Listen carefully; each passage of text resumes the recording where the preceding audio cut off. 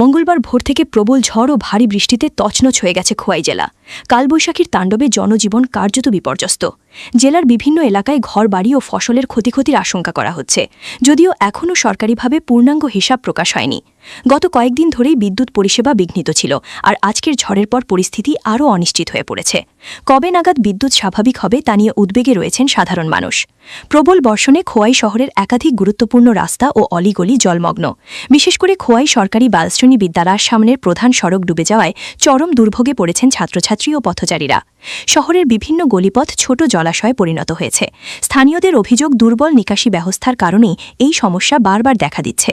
আবহাওয়া দপ্তর খোয়াই সহ ধলাই, গোমতী, সিপাহীজলা ও পশ্চিম ত্রিপুরা জেলায় অতি প্রবল বজ্রবিদ্যুৎ সহ ঝড়ের সতর্কতা জারি করেছে। ঘণ্টায় ৬০-৭০ কিমি, সর্বোচ্চ ৮০ কিমি বেগে ঝড় বইতে পারে এবং বজ্রপাতের ঝুঁকিও অত্যন্ত বেশি। জেলা প্রশাসন সাধারণ মানুষকে জরুরি প্রয়োজন ছাড়া বাইরে না বের হওয়ার নির্দেশ দিয়েছে এবং বৈদ্যুতিক সরঞ্জাম থেকে দূরে থাকার পরামর্শ দিয়েছে। পরিস্থিতি মোকাবিলায় প্রশাসন ও বিপর্যয় মোকাবিলা বাহিনী সতর্ক অবস্থায় রয়েছে।